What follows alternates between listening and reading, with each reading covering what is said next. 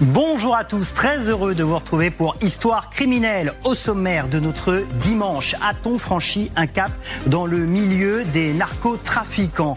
Mohamed Kessassi avait 20 ans. C'est ce jeune homme, il voulait devenir policier et il a été assassiné cette semaine en plein jour dans les rues de Marseille. Un assassinat pour intimider son frère qui lutte contre le trafic de drogue. Alors a-t-on franchi un point de bascule? On se posera la question dans un instant.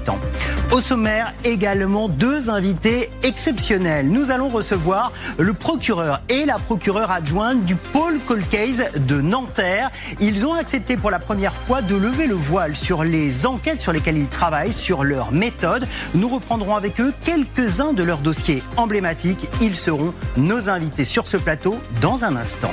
Avec eux notamment, nous allons reprendre le parcours criminel de Dominique Pellico. Et si en plus d'avoir été condamné pour les viols à répétition de son épouse, il était un criminel en série. La justice a autorisé cette semaine l'exhumation du corps d'une femme assassinée en 1991. Et si Sophie Narme avait été tuée par Dominique Pellico? Nous reprendrons l'enquête dans la deuxième partie de l'émission. Histoire criminelle, chapitre 11. Soyez les bienvenus. Tout de suite, le fait de la semaine. Le fait de la semaine qui se résume en une question simple. A-t-on franchi un cap dans le milieu des narcotrafiquants? C'est la question qu'on va se poser avec Raphaël Maillochon. Bonjour Raphaël. Bonjour Philippe. Journaliste police-justice TF1 LCI. Cette question, on se la pose parce qu'il y a un visage qui a frappé cette semaine. On va le revoir, ce visage. C'est celui de Mohamed Kessassi. Mohamed Kessassi, c'est ce jeune homme. Il avait 20 ans.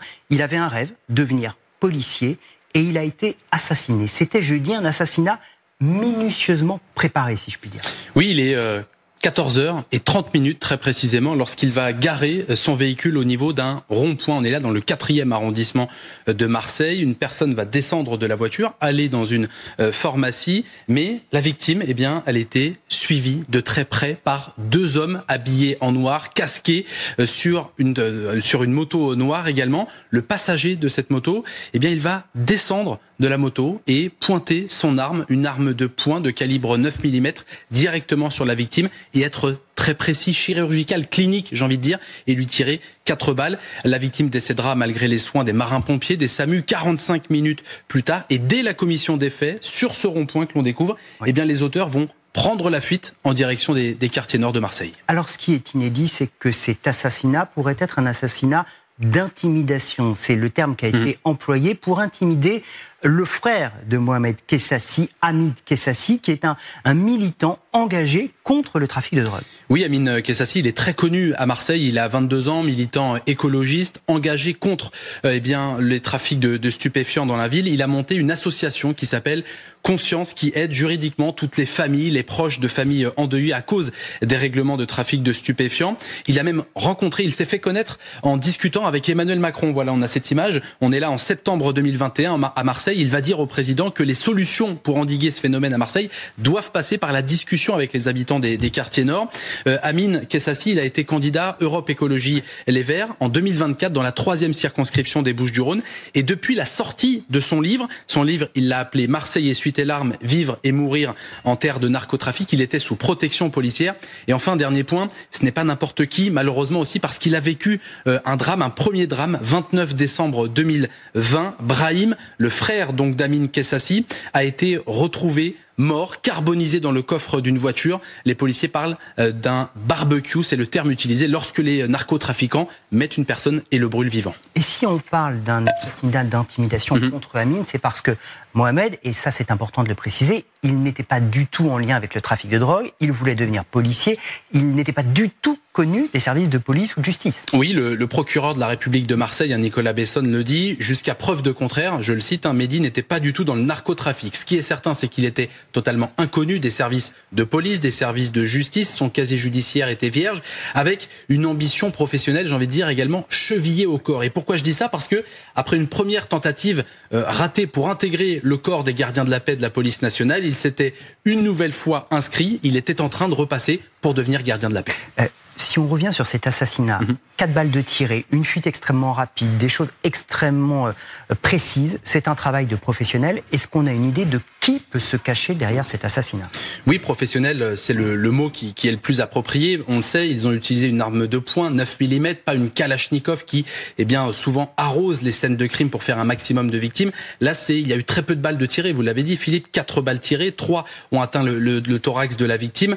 Qui peut se cacher derrière? Sans doute un commanditaire, parce que très régulièrement, ces commanditaires font appel à des petites mains, des personnes qui baignent, qui trempent dans le trafic de stupéfiants. On sait que les 2 criminels étaient à moto, et à l'heure où l'on se parle, des hommes qui sont toujours, ces 2 personnes sont toujours recherchées. Je voudrais qu'on regarde la réaction de Gérald Darmanin, le ministre de la Justice, qui reprend un terme qui a beaucoup circulé dans la bouche du procureur, dans la bouche des syndicalistes. Ce drame est sans doute un point de bascule effrayant. Pourquoi c'est un point de bascule, Raphaël? Parce que jusqu'ici, les différentes sources que nous avons contactées nous disaient que normalement, lorsqu'il y a des règlements de compte dans le trafic de stupéfiants, c'est parce que ce sont 2 bandes rivales qui vont en venir aux armes, se livrer des guerres de territoire pour récupérer tel ou tel point de deal. Là, les sources nous parlaient même d'un assassinat d'avertissement. Voilà ce que l'on entendait régulièrement des enquêteurs du côté de Marseille, parce que là, ils vont intimider une famille avec le but de cet assassinat, un combat, une idée, on l'a vu, le grand frère était candidat localement pour endiguer le trafic de stupéfiants. C'est totalement inédit. Avec ces points à vous donner, l'année dernière à Marseille, il y a eu 20 homicides, 20 narcomicides. On en est déjà à 13 depuis le début de l'année 2025, donc des homicides en lien avec le trafic de stupéfiants. Et là, la police judiciaire de Marseille nous dit qu'à ce stade des investigations, les faits qui sont survenus jeudi ne seront pas comptabilisés dans les narcomicides, pour reprendre ce terme, mais comme un assassinat commis sur cette très jeune victime. Parce que Mohamed n'était pas lié au trafic de drogue, c'est ce que vous nous expliquiez. Un point sur l'enquête, il y a 4 hommes en fuite. La question elle est assez simple, en même temps peut-être un peu dérisoire, un peu folle, mais est-ce qu'on a une chance de les arrêter? En tout cas, il y a un indice qui est assez intéressant lorsqu'on écoute le procureur de la République de Marseille. Ce sont tous les services saisis qui collaborent et qui travaillent ensemble pour tenter de retrouver ces 2 personnes. Vous avez le service interdépartemental de la police judiciaire des Bouches-du-Rhône, mais aussi la DECOS, donc l'ancienne police judiciaire, et la brigade criminelle. Cela représente des dizaines et des dizaines d'enquêteurs qui font ce travail d'investigation très minutieux. Il y a 2 caméras de vidéosurveillance autour de ce rond-point avec des vidéos qui sont finement analysées par les enquêteurs. Un travail de téléphonie, une quinzaine d'auditions qui ont déjà été réalisées, avec une statistique, et je terminerai là-dessus, c'est assez intéressant de le voir, le taux d'élucidation des homicides liés au narcobanditisme à Marseille. On le traite quasiment quotidiennement, ou en tout cas hebdomadairement, nous, dans les médias, mais la police judiciaire de Marseille, lorsqu'il s'agit de narcomicide, elle a un taux d'élucidation de 85% cette année, en 2025. Merci beaucoup. On va continuer évidemment à suivre cette enquête grâce à vous, grâce au service police-justice de TF1 LCI. Merci beaucoup, Raphaël. Et tout de suite, nous, on va rejoindre nos grands témoins. Nos grands témoins qui sont des invités exceptionnels. Avec eux, on va se plonger au cœur des cold cases. Vous le savez, chaque dimanche, sur ce plateau, on reçoit des familles qui parfois, pendant des décennies entières, attendent des réponses. Ce sont ces fameuses affaires non élucidées, ce sont ces crimes sériels où des criminels en série ont sévi pendant des années sans qu'on sache exactement combien ils ont fait de victimes. Eh bien, vous le savez, depuis 2022, il existe un pôle dédié à ces affaires. C'est ce qu'on appelle le pôle Cold Case de Nanterre. Et on a le plaisir de recevoir sur ce plateau Yves Badorque. Bonjour. Bonjour. Vous êtes le procureur de la République du tribunal judiciaire de Nanterre, ce fameux pôle Cold Case, comme on le résume souvent. Marie-Céline Lavris, bonjour. Bonjour. Vous êtes la procureure adjointe de ce pôle de Nanterre. Merci beaucoup à vous deux d'avoir accepté pour la première fois de lever le voile sur votre travail ô combien important pour ces familles. On va en parler parce qu'elles attendent beaucoup de vous. Peut-être pour commencer, même si on parle régulièrement de vous ici, est-ce que vous pouvez nous rappeler les missions du pôle Cold Case ? Déjà, pour parler des missions du pôle Cold Case, il faut se rappeler les conditions dans lesquelles il a été créé. Je dirais que c'est d'abord une mission essentielle, celle de la justice, c'est de lutter contre l'impunité et faire qu'on lutte aussi contre l'oubli et qu'on puisse apporter des réponses aux familles qui sont en attente, comme vous l'avez indiqué. Alors le pôle Cold Case, il est né d'abord par l'effet de la loi.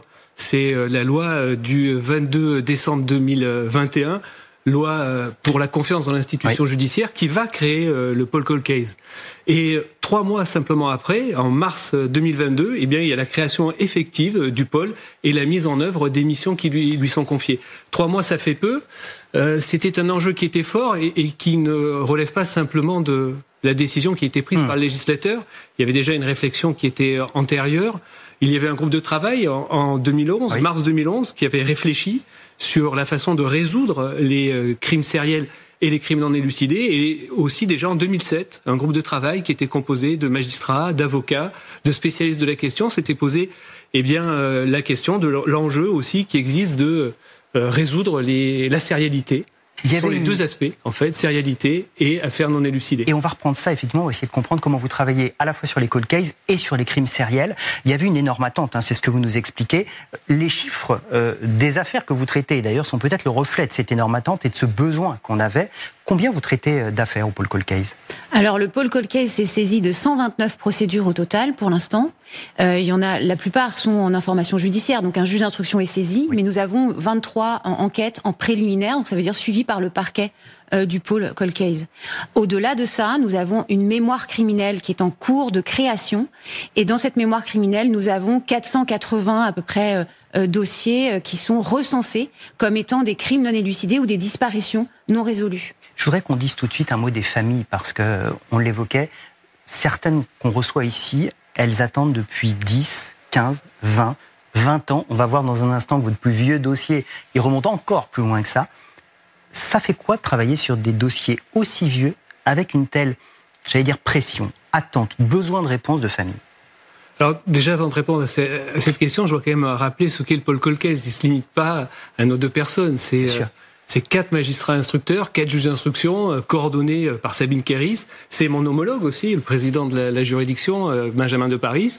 C'est 4 greffiers avec ses juges d'instruction. C'est 2 magistrats supplémentaires du parquet. C'est aussi une magistrate honoraire, ancienne juge d'instruction, qui vient nous aider, et aussi une attachée de justice qui est là pour nous aider aussi dans l'analyse. Donc ce n'est pas que ça. Et en tout cas, pour répondre à votre question sur l'attente des victimes, je crois que le Paul Cold Case, comme la justice de manière générale, a une attention toute particulière. Un des premiers gestes qui est fait lorsque une enquête est prise en compte par le Cold Case, c'est d'informer les familles ou d'informer les victimes directes. C'est de les recevoir et de leur expliquer le processus qui va être celui du réexamen d'une affaire par soit des magistrats instructeurs, les juges d'instruction, soit par les magistrats du parquet. Donc c'est important de les recevoir. Ce sont, comme vous le soulignez, des affaires anciennes, 1972 pour la plus ancienne, et qui supposent aussi de les réhabituer à ce que peut être la longueur d'une procédure, avec aussi l'assistance de leur avocat qu'on est amené à recevoir aussi de manière habituelle. Vous venez de dire quelque chose de très important qui interpelle probablement nos téléspectateurs. Votre plus vieille affaire, le dossier le plus ancien que vous traitez, il date de 1972, il y a plus de 50 ans. C'est l'affaire Méchineau, la disparition d'une famille. En quelques minutes, petite archive et on en parle. Le soir de Noël 1972, Jacques Méchineau, son épouse Pierrette et leurs 2 petits garçons vont passer le réveillon chez des amis à Cognac. Après le dîner, ils reprennent la voiture, mais ils n'arriveront jamais jusqu'à leur domicile, pourtant situé à seulement 4 km de là. Depuis, on n'a jamais retrouvé ni le véhicule, ni aucun de ses occupants. Effectivement, il y a quelque chose qui est très étrange parce que l'on ne retrouve absolument aucune trace. Pour les gendarmes, de génération en génération, cette affaire n'a jamais été clôturée. Céline Lavrise, 1972. Pourquoi vous reprenez ce dossier ? Qu'est-ce qui fait que vous vous dites, sur un si vieux dossier, on peut trouver encore des éléments ? Alors, d'abord, effectivement, c'est un des cold cases les plus anciens. Il est emblématique parce que sa disparition est inexpliquée. Elle concerne une disparition, une famille entière. Pas de traces, pas de témoins, pas de corps, pas de véhicule, effectivement. Donc, et ça fait plus de 50 ans. Pourquoi reprendre ce dossier ? Parce que il a marqué les mémoires, il les marque encore. Il y a une explication qui doit être quelque part, qui n'a pu être trouvée dans les premiers temps de cette disparition, parce qu'une enquête, sur une disparition d'une famille n'a pas forcément été conduite dans les règles de l'art à l'époque. On est en 1972, les gens ont le droit de disparaître volontairement. Oui. Les gens ont le droit de partir en vacances.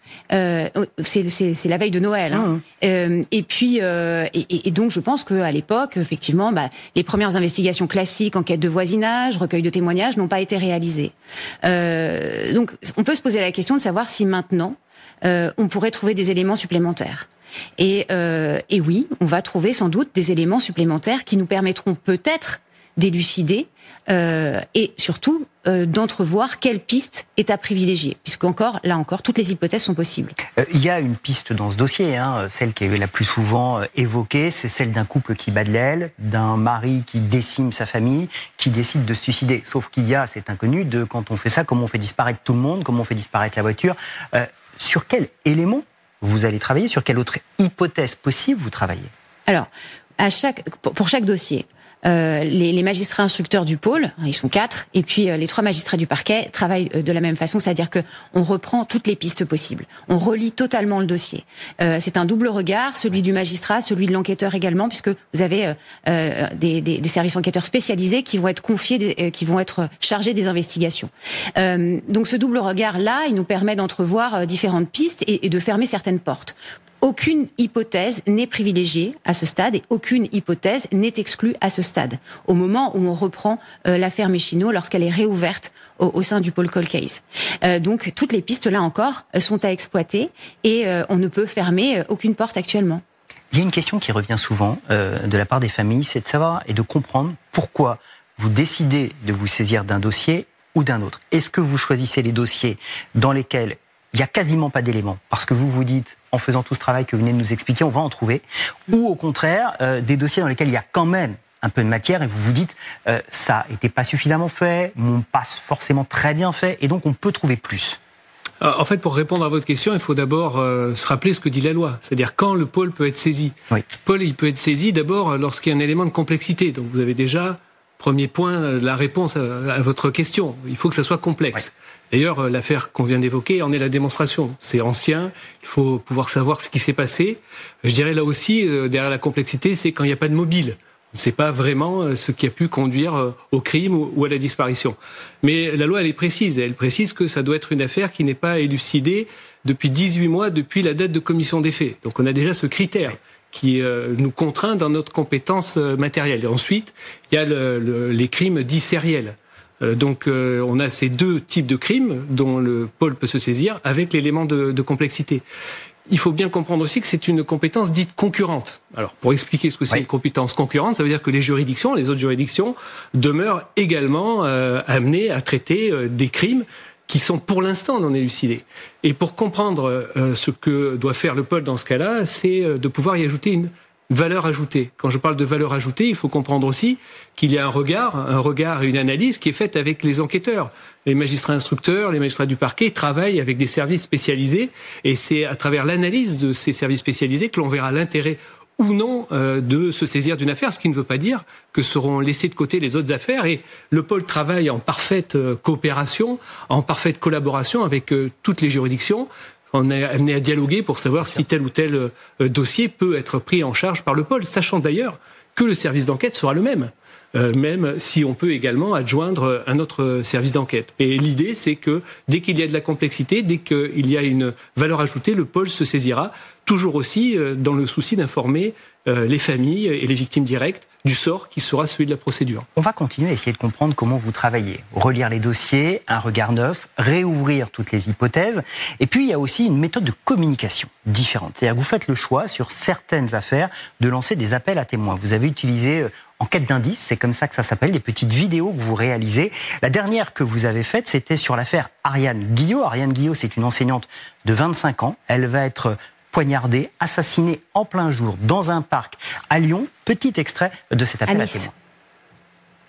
Le 18 avril 2001, Ariane Guillot et son neveu se sont rendus à la colline du château pour s'y promener et se rendre à son sommet. Arrivés au sommet, ils descendent vers le Vieux-Port en empruntant des petits chemins sur le versant est de la colline. C'est là qu'Ariane va être agressée par un ou plusieurs individus. Mais vous me repreniez à juste titre, c'est à Nice, c'est pas à Lyon. Ariane Guillot, donc on vient de voir ce petit extrait de l'appel à témoins. C'est une affaire emblématique, là aussi parce qu'il y a très très peu d'éléments. Il y a quelques témoignages de personnes qui se trouvaient dans le parc, qu'est-ce qu'elles disent ?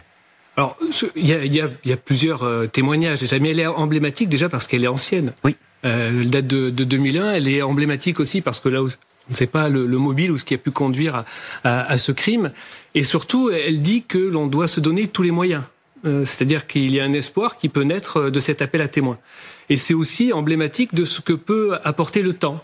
On se dit que quelquefois le temps est un ennemi de l'enquête. Là, on voit que le temps peut être quand même un allié dans le sens. L'idée, c'est raviver les mémoires. Ça peut raviver les mémoires et aussi s'appuyer sur des modes de communication qui n'existaient pas. Ou qui existait peu. Aujourd'hui, l'appel à témoins, vous en avez montré un extrait, c'est pas simplement une affiche qui est placardée sur un mur ou un article dans la presse quotidienne régionale.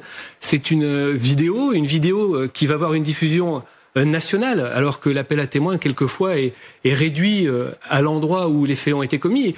Quand on pense à cette affaire, on est à Nice. À Nice, il y a des gens qui viennent parce que c'est touristique. Ils pouvaient être là, présents le 18 avril, au parc du Jardin de la Colline, au parc de la Colline du Château, pardon, et repartir le lendemain. Quand ils rentrent chez eux, ils n'ont pas vocation forcément à lire Nice Matin ou à s'intéresser à ce qui va se passer. Or, aujourd'hui, avec une diffusion qui est plus globale, qui s'appuie d'ailleurs sur les réseaux sociaux, on peut avoir l'espoir que la mémoire se ravive. Et surtout, nous, on est assez concret. D'abord, c'est la réexamen de toute l'affaire. Il y avait déjà eu un appel à témoins.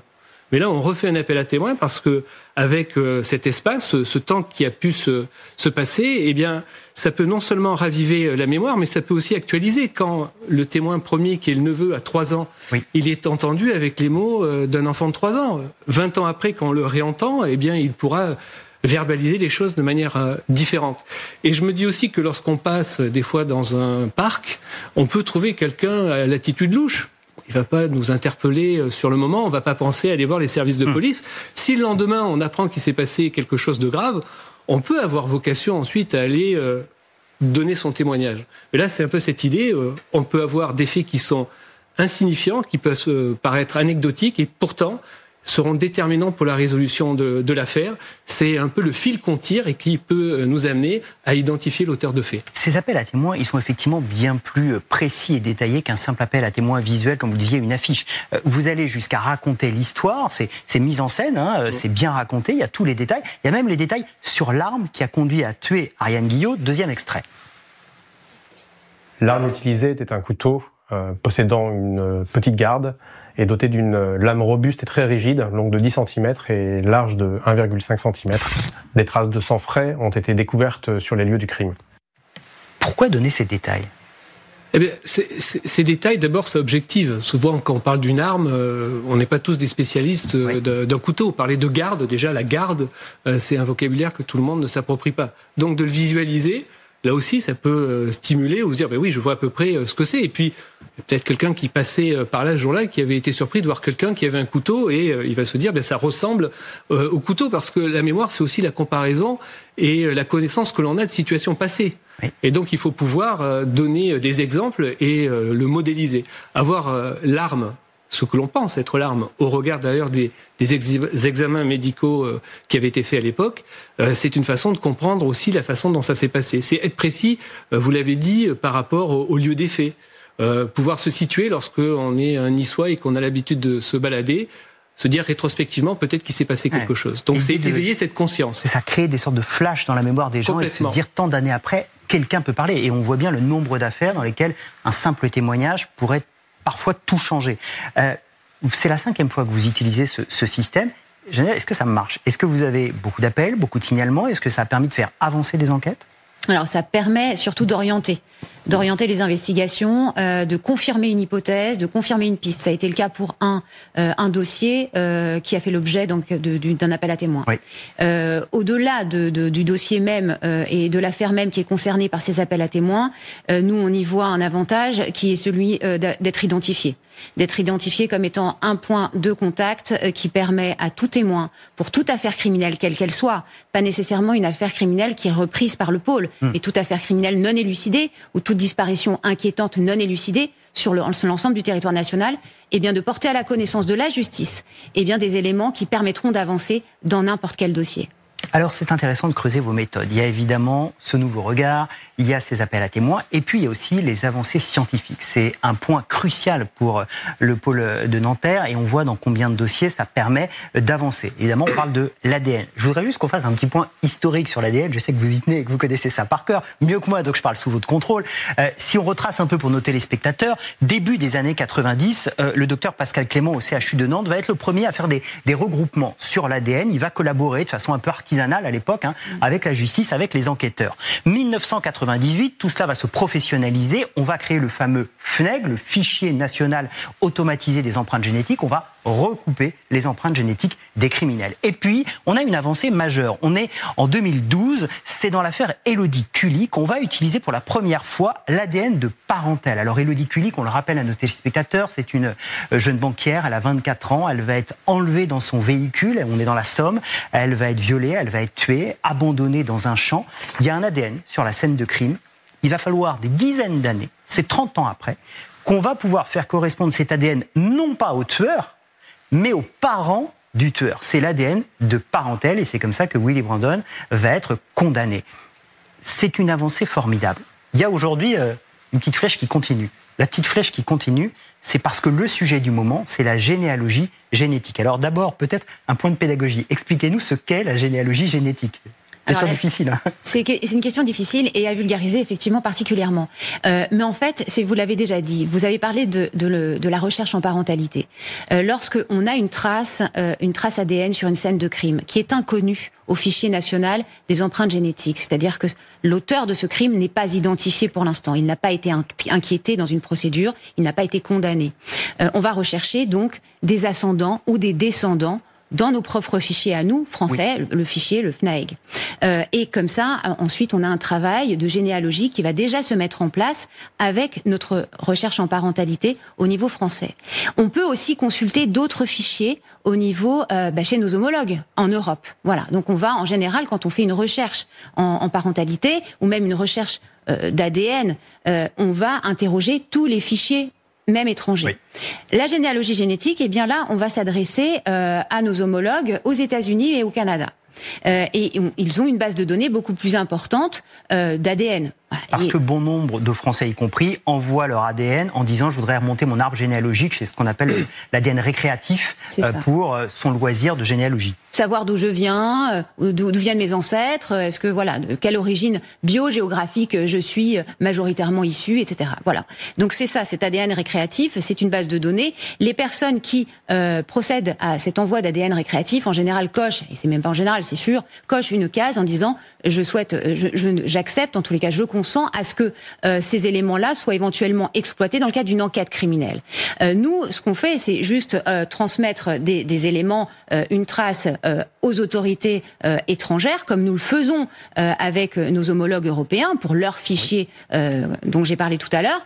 Et là, il y a une recherche en parentalité qui peut se faire, puisque si on ne retrouve pas la personne, le suspect, le criminel, on peut retrouver des ascendants, des descendants, des collatéraux très très éloignés qui permettraient à ce moment-là d'orienter, parce qu'on n'a pas d'identification, mais d'orienter encore une fois l'enquête. C'est comme si on rouvrait l'enquête, mais avec un faisceau beaucoup plus resserré autour de la famille du criminel. Ça a marché, hein. On l'a fait une fois en France pour le prédateur des bois, un violeur qui avait sévi à 5 reprises. On l'a identifié des années après par la généalogie génétique. C'est un débat aujourd'hui, j'aime dire assez intense, même si on n'en parle pas tant que ça. Le ministre de la Justice en a parlé il y a peu. Gérald Darmanin a dit qu'il était favorable au recours à la généalogie génétique, mais il y a beaucoup de réserves de gens, comme vous l'expliquiez très bien, qui disent « mais j'ai pas forcément envie que mon ADN que j'envoie pour une raison de loisir soit utilisé dans un cadre criminel ». Pour vous, c'est une attente très forte ?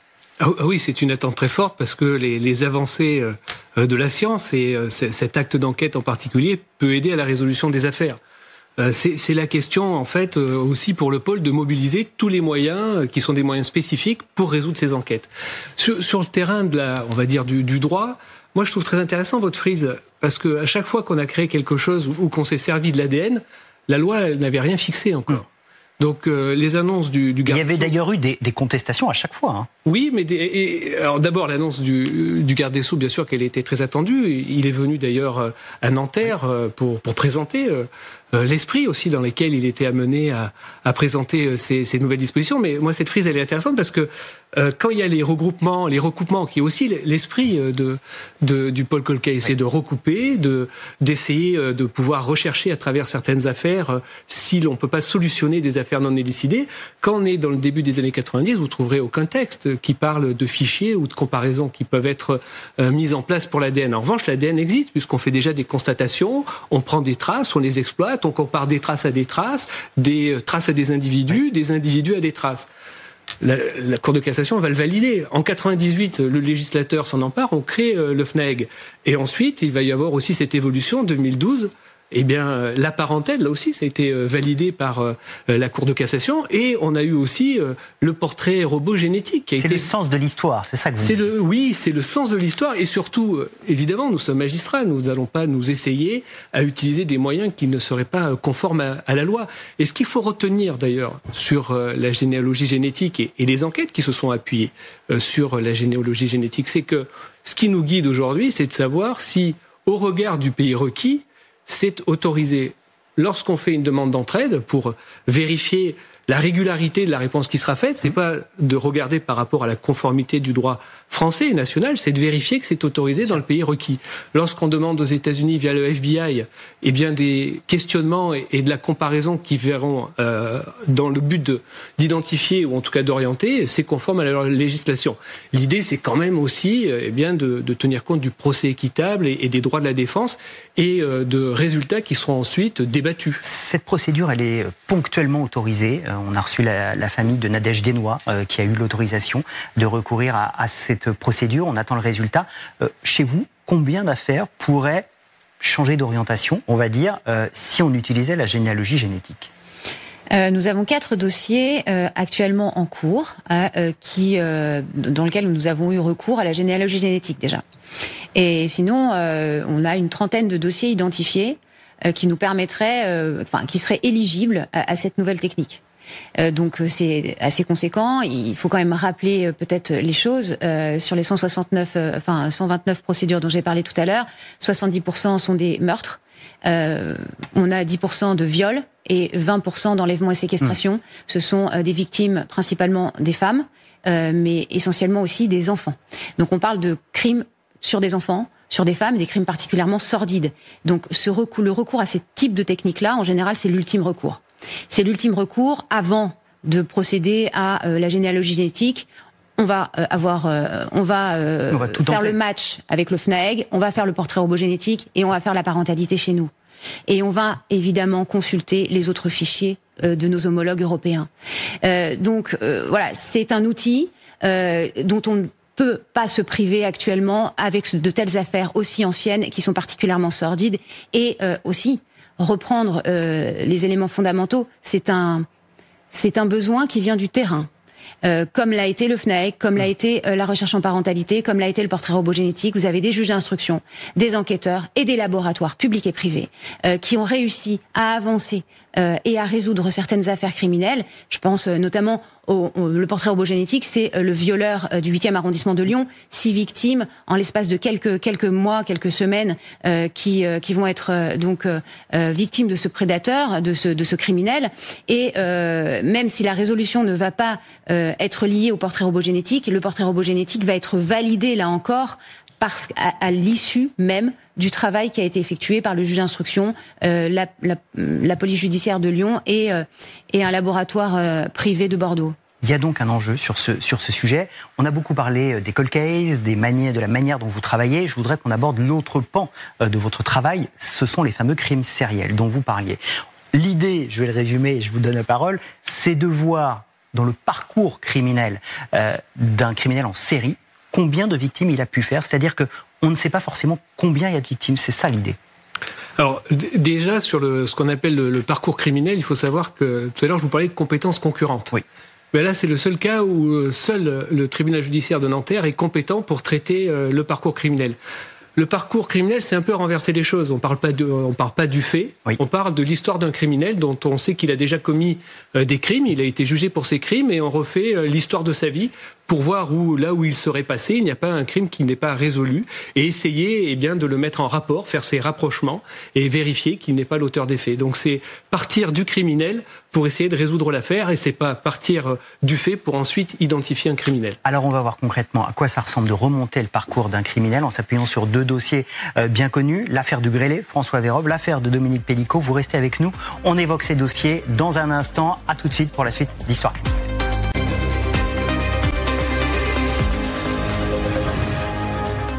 Soyez les bienvenus si vous nous rejoignez sur le plateau d'Histoire criminelle. 2 invités exceptionnels ce dimanche, les spécialistes du cold case, le procureur et la procureure adjointe du pôle des cold cases de Nanterre. Merci encore d'être avec nous. On a évoqué avec vous les cold cases, on a évoqué la manière dont vous travaillez, et on était en train de parler des crimes sériels, ces crimes en série où on recherche dans le parcours criminel d'un individu le nombre de victimes qu'il a pu faire. C'est une attente des familles, évidemment, de savoir si le proche qui a été tué par un tel ou par un tel, de pouvoir faire son deuil, de pouvoir avoir des réponses. C'est évidemment extrêmement important.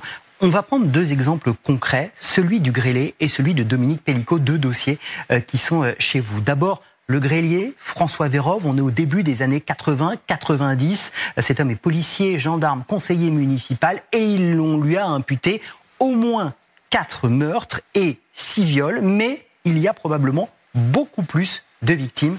Archives. Jusqu'au bout, le grêlé de son vrai nom, François Vérove, a réussi à échapper à la justice, qui le traquait depuis son premier homicide en 1986. Le meurtre de la petite Cécile Bloch, 11 ans.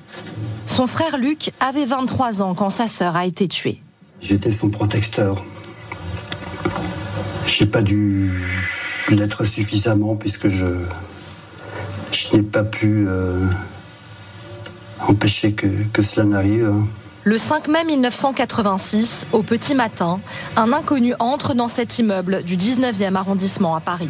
Il monte dans l'ascenseur et croise Luc Richard Bloch, puis sa sœur Cécile qui part à l'école. Il l'emmène de force dans le sous-sol de l'immeuble où il la viole, puis la tue. Après l'assassinat de Cécile Bloch, François Vérove récidive avec des agressions sur des fillettes. L'année suivante, il tue 2 adultes, viole une jeune femme, puis une petite fille. En 1994, il s'éloigne de Paris et enlève et viole en Seine-et-Marne une enfant. Pour cette avocate, il y en a eu certainement beaucoup d'autres. On parle toujours du chiffre noir des tueurs en série. Quelles sont les affaires qu'on a peut-être, entre guillemets, loupées ? Lui, dans son dernier courrier, dit qu'il a arrêté en 97. Le dernier fait référencé le concernant, c'est 94. Donc, il y a du travail encore à faire pour vérifier quelles sont les victimes qui relèvent de ces actes. Cette affaire, c'est un cas d'école, Marie-Céline Lavrise, parce qu'évidemment, vu le nombre de victimes potentielles, votre travail, c'est d'essayer de recouper tout un tas de données pour identifier des nouvelles victimes du grêlé. Expliquez-nous précisément sur ce dossier comment vous travaillez, ce que vous cherchez. Alors, sur ce dossier, comme sur d'autres dossiers, en réalité, on n'était pas, je pense, armé suffisamment tôt sur les crimes sériels en France. Je pense qu'on a un peu négligé le phénomène et on n'avait pas d'outils. On n'a toujours pas d'outils performants d'analyse et de recoupement d'affaires criminelles non élucidées. Le travail du pôle actuellement, c'est de construire cet outil d'analyse qui sera un outil national qui centraliserait toutes les données. Comme pendant l'affaire du grêlé, et le parcours criminel nous y aide, c'est recenser l'ensemble des procès-verbaux des policiers, des gendarmes, dans n'importe quel dossier, recenser tous les actes judiciaires, donc les ordonnances de non-lieu des juges d'instruction, les réquisitoires définitifs, les arrêts des cours d'assises, les jugements des tribunaux correctionnels, et pour avoir un maximum de données sur la personnalité aussi d'un individu et son parcours de vie. Une fois que l'on sait, effectivement... On dit tous les lieux où il a habité, potentiellement s'il y a eu des meurtres ou des viols dans cette zone, ça pourrait être lui. Exactement.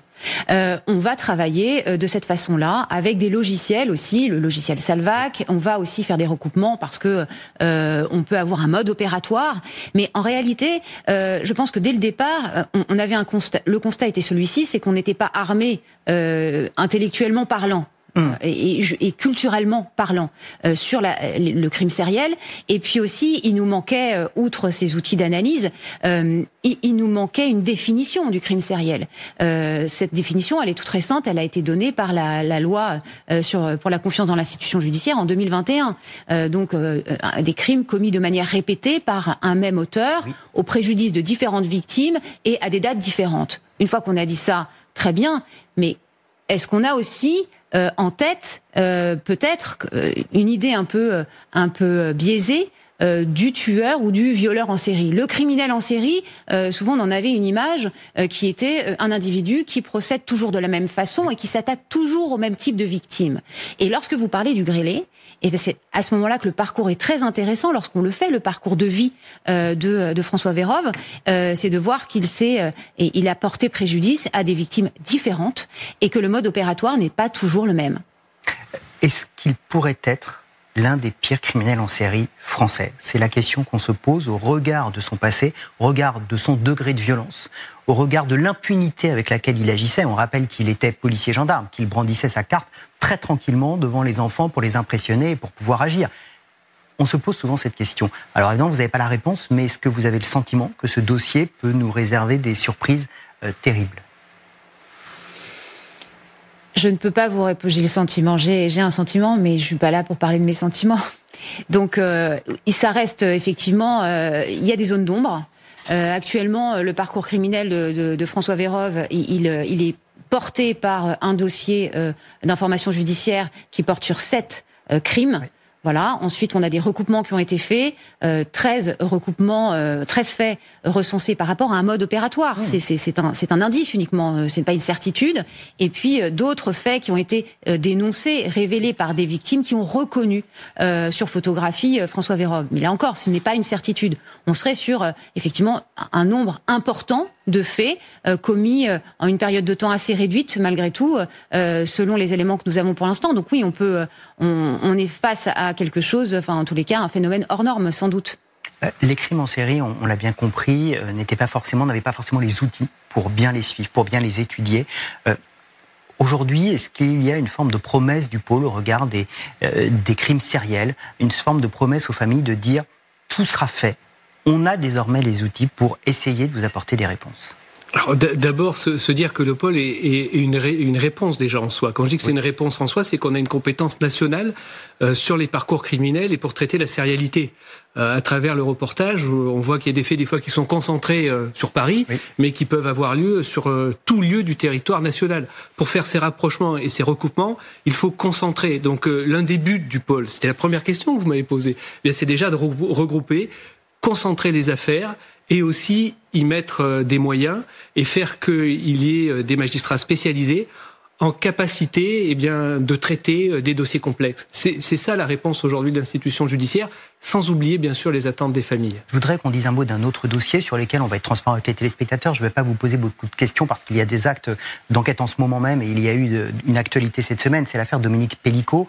On le sait, condamné pour les viols à répétition de son épouse. Et la question qui se pose est de savoir s'il est lui aussi un criminel en série. Un viol, une tentative de viol lui est déjà attribuée de façon ferme via l'ADN. Quel travail effectuez-vous aujourd'hui sur le parcours criminel ou non de Dominique Pellicot? Alors, avant même la création de cette enquête particulière qu'on appelle le parcours criminel, dans chaque dossier d'instruction, d'information judiciaire qui porte sur un crime, vous avez déjà une ébauche de parcours criminel qui est réalisée par tous les magistrats instructeurs.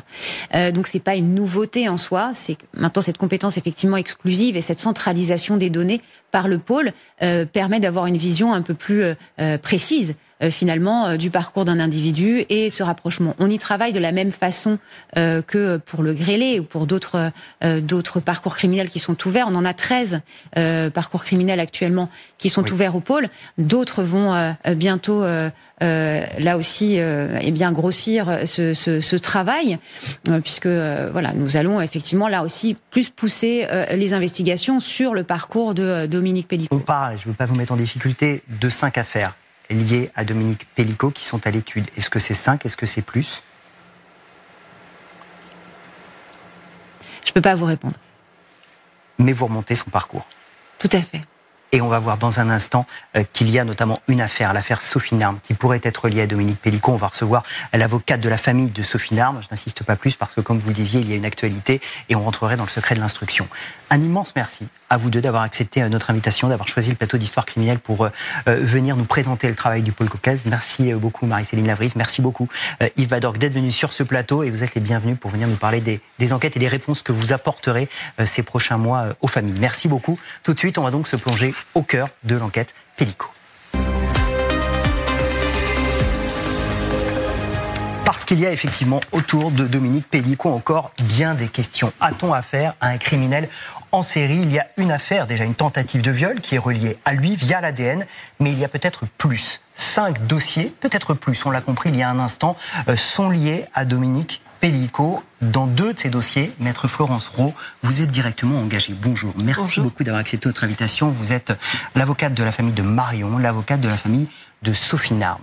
Ces 2 femmes étaient agents immobilières, toutes les 2. Elles ont vécu des choses à peu près similaires. On va d'abord, si vous le voulez bien, se plonger dans l'histoire de Marion, et vous allez ensuite nous parler de Sophie Narme, puisqu'il y a une actualité cette semaine autour de ce dossier. D'abord, archives autour de ces 2 affaires, notamment de l'affaire de Marion. L'espoir d'élucider enfin 2 crimes. D'abord, la tentative de viol d'une agente immobilière de 18 ans en 1999 en banlieue parisienne. La jeune femme fait alors visiter un appartement à un potentiel client lorsqu'il tente de la violer, la menaçant avec un cutter. Elle arrive à s'échapper. Sur sa chaussure, une trace de sang. 20 ans plus tard, les enquêteurs font le lien avec l'ADN de Dominique Pellicot. Les enquêteurs font aussi le rapprochement avec une autre affaire, 8 ans plus tôt. Sophie Narme, 23 ans, elle aussi agente immobilière, violée et tuée dans un appartement parisien. Les scellés ont été perdus, impossible donc de comparer l'ADN retrouvé avec celui de Dominique Pellicot. Dans l'affaire de Marion, il n'y a donc pas de doute puisqu'il y a un ADN qui a matché. Dans l'affaire de Sophie Narme, la situation est différente. D'abord, il faut reprendre cette affaire, on l'a évoqué là très rapidement. On est en décembre 1991, Sophie travaille comme agent immobilière, un homme arrive dans cette agence, dit chercher un bien immobilier en urgence, rendez-vous est fixé le lendemain à 11h, on est au 19 rue Manin. Qu'est-ce qui va se passer? C'est Sophie qui va donc aller assurer cette visite et là, qu'est-ce qui se passe? Alors elle va assurer cette visite, il n'est pas rentré dans l'agence auparavant. Quelqu'un a téléphoné et a pris rendez-vous avec Sophie. Ce rendez-vous, elle va l'honorer. On est un samedi. Elle va faire visiter. Elle a d'autres visites qui sont prévues. Donc là, 10h30, elle se trouve devant le 19 rue Manin. On ne sait pas si c'est celui qui a téléphoné ou pas, mais en tout cas, un homme se présente. Elle va rencontrer, d'après les peu de témoignages qu'on a, un homme manifestement bien sous tout rapport. On parle d'un imperméable beige, on parle de quelqu'un d'assez grand, et ce couple va traverser la cour puisque l'appartement qui est à visiter est sur la cour.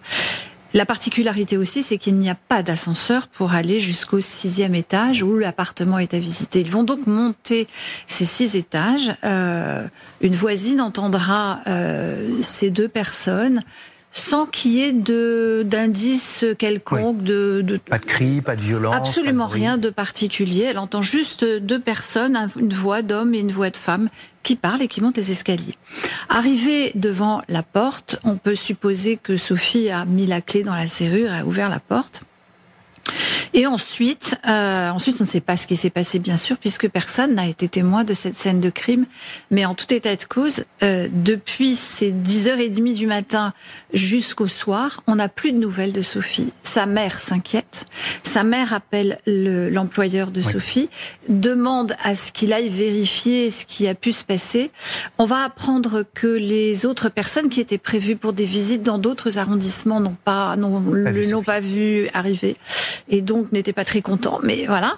Et finalement, le patron de Sophie va se rendre sur les lieux vers 21h30 et sur l'insistance de la mère de Sophie. Il va rentrer dans l'appartement. Ce qui va d'abord le choquer, c'est que il a sa clé avec lui, puisqu'il y a plusieurs agents qui ont fait visiter cet appartement. Il a la clé, il pense que la porte est fermée, donc il va essayer de l'ouvrir, et là, il s'aperçoit que la porte n'est pas fermée. Elle a juste été repoussée. Donc déjà, ça le surprend. Et puis, dès qu'il a poussé la porte, une forte odeur d'éther le prend à la gorge. Il trouve ça très très étrange. Et puis finalement, c'est le soir, on est en décembre, il fait évidemment nuit noire, il trouve pas la lumière. Il va aller à tâtons. Dans la première pièce, il ne va rien trouver. Et quand il a réussi à allumer la lumière, dans la deuxième pièce, il va tomber sur le corps inanimé de Sophie qui repose à terre. Et il va constater qu'il y a un grand désordre dans la pièce. Au début, mais on ne sait pas comment on peut réagir dans ce genre de situation. Au début, il croit pas ce qu'il voit, il pense que peut-être elle est évanouie ou qu'il s'est passé quelque chose, mais en tout cas, il n'imagine pas qu'elle n'est plus de ce monde. Elle a été endormie à l'éther, probablement. Elle a été endormie à l'éther. Elle a été battue, frappée, puisqu'on va retrouver une fracture du crâne. Elle a été poignardée, puisqu'elle a une grande estafilade sous le sein gauche. Elle a été ligotée. Ses vêtements ont été déchirés. Et elle a été étranglée avec la ceinture qu'elle portait sur sa jupe. Scène de crime terrible. Oui. Et une des pistes que vous envisagez, c'est celle de Dominique Pellicot, qui avait donc, on l'a compris avec l'histoire de Marion, eu un comportement relativement similaire, en allant beaucoup moins loin. En tout cas, on ne sait pas puisqu'elle avait réussi à s'échapper, Marion. En tout cas, il y a des similitudes. Ce sont ces similitudes qui vous laissent à penser que Dominique Pellicot pourrait se cacher derrière ce meurtre ? Alors, au départ, Dominique Pellicot, je ne le connais pas, je ne pense pas à lui et je ne fais aucune comparaison de rien du tout. Il se trouve quand même qu'une fois que Dominique Pellicot a été identifié par son ADN sur la scène de crime de Marion, on sait ce qui s'est passé sur la scène de crime de Marion, puisque Marion a été en mesure de relater, mais vraiment de façon très séquencée, ce qu'elle a vécu. Par conséquent, on sait qu'il y a eu utilisation d'éther, on sait qu'il y a eu une grande violence, on sait qu'elle a été frappée, on sait qu'elle a été également blessée, puisqu'il y avait une arme blanche et que cette arme a été posée sur son cou. Il a tenté de l'étrangler. C'est ce que décrit Marion. À 2 reprises, elle a senti qu'elle allait être étranglée. Elle est endormie puisqu'elle sent très bien l'effet de ce produit, même si elle ne sait pas le dénommer de prime abord. Elle sent quand même un produit qui est plaqué sur son nez. Elle part dans les vapes. C'est d'ailleurs ce qui va l'amener à arrêter de respirer pour ne pas que le produit continue à produire ses effets. Donc tout ça, c'est des éléments que l'on tient pour certains, puisqu'ils sont décrits, documentés, et que Dominique Pellicot, confondu par son ADN, retrouvé sur une des chaussures de Marion, ne va pas nier son implication, en tout cas sa présence. Voilà. J'étais présent, oui. Je n'avais pas l'intention de la violer, non. Alors évidemment, on lui pose la question, mais alors qu'est-ce que vous faites là ? Je voulais faire plus ample connaissance. C'est spécial pour faire connaissance avec une jeune femme, mais voilà, ce sont ses explications. En tout cas, pour l'affaire de Marion, pour l'affaire de Sophie Narme, il nie catégoriquement. Alors, oui. Et par le biais de sa défense, il a donc demandé, et il a obtenu, il y a quelques jours, de la part de la justice, qui autorise qu'il y ait exhumation du corps de Sophie Narme pour tenter de retrouver des traces ADN. Je précise bien, j'insiste, c'est lui qui fait cette demande, ce n'est pas la famille de Sophie Narme. Non. Comment d'abord réagit la famille de Sophie à cette demande ? Je fais tampon. Pour ne pas que les choses soient trop douloureuses ni violentes. Et puis, il y a des choses auxquelles on n'a pas envie d'être confronté quand on est la famille. Donc, j'ai préservé la mère de Sophie. Et en revanche, les autres membres de la famille peuvent être mis au courant. Apprécient vraiment très modérément que 35 ans après, on vienne chercher de telles histoires. Cela étant, si ça permettait de faire avancer la découverte de la vérité, elle ne pourrait ne pas être hostile. Moi-même, si je savais et si je pensais qu'il pouvait y avoir la moindre chance de confondre l'auteur, je serais tout à fait partante pour cette exhumation et pour cette recherche complémentaire. Simplement, il faut savoir qu'un corps qui est inhumé depuis 35 ans, un corps qui a déjà été autopsié, donc sur lequel il y a des éléments qu'on ne va pas retrouver. Qu'est-ce qu'on peut retrouver sur cette sépulture ? Sûrement pas grand-chose. Alors, Dominique Pellicot fait une demande, c'est son droit. Pourquoi ? Il fait une demande pour s'innocenter, pour qu'on reconnaisse son innocence. Mon Dieu, mais Dominique Pellicot est tout sauf idiot. il sait pertinemment qu'on ne retrouvera rien. Mais que ça ne voudra pas dire qu'il n'est pas coupable. Alors, ça ne voudra pas dire qu'il n'est pas coupable, mais dans son esprit, sûrement que ce sera une manière de démontrer cette innocence qu'il clame haut et fort. Peut-être est-il innocent, mais peut-être aussi est-il coupable. Parce que quand même, il y a des éléments qui sont excessivement troublants. C'est-à-dire que sur ces 2 scènes de crime, dont une est documentée par la victime elle-même, oui, on retrouve exactement les mêmes éléments sur la scène de crime concernant Sophie Narme. Et on a l'éther. Personne d'autre que Dominique Pellicot n'a recours à ces substances pour endormir la victime et pour mieux la contempler. D'ailleurs, on le voit, certains criminologues avisés disent qu'en mode opératoire, utiliser une substance chimique pour endormir ses victimes rappelle la substance chimique qui était administrée à Gisèle Pellicot. Absolument. Pour les viols. C'est pas la même, puisque là, c'est pas un médicament, c'est de l'éther. Mais c'est quand même dans la démarche, c'est quand même l'idée d'anéantir, d'annihiler toute réaction de sa victime pour la contempler et pour s'adonner à ses paraphilies. Donc, on a bien cette sorte de signature. Il y a aussi quelque chose qui est très frappant. En tout cas, moi, qui m'a beaucoup frappée. C'est-à-dire que quand je vois les photos de l'enquête et de la découverte du crime sur Sophie, la première chose, mais qui m'a vraiment sauté à la figure, c'est la manière, dans ce désordre indescriptible, de voir comment les escarpins de Sophie étaient rangés au cordeau. Et quand plus tard, je verrai le dossier de Marion, les chaussures sont rangées exactement de la même manière. C'est-à-dire rangées, mais vraiment rangées, comme si, tout d'un coup, quelqu'un s'était dit « Ah, il y a un désordre ici, je vais remettre de l'ordre ». C'est quelque chose qui ne peut pas être dû au hasard. Ça n'est absolument pas anodin. Ça peut être une trace de fétichisme ? C'est une trace, je pense que c'est une trace de fétichisme. C'est en tout cas l'œuvre de quelqu'un qui est très maniaque. Or, Dominique Pellicot, peut-être ce n'est pas lui, mais il se trouve que Dominique Pellicot relève de cette maniaquerie. Est-ce qu'il y a, selon vous, et on va conclure comme cela, je posais la question au procureur et à la procureure adjointe, qui évidemment reste très prudent. Bien sûr. Est-ce qu'il y a, selon vous, un parcours criminel, pour reprendre ce terme, qu'on ne soupçonne pas encore sur Dominique Pellicot ? C'est très probable.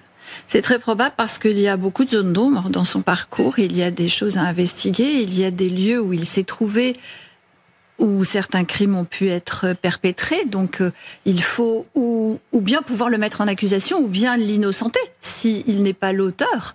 Mais il y a effectivement des points d'interrogation, plusieurs points d'interrogation, et de ce parcours criminel, il n'est pas impossible qu'il ressorte des réponses qui jusqu'alors ne pouvaient pas être données.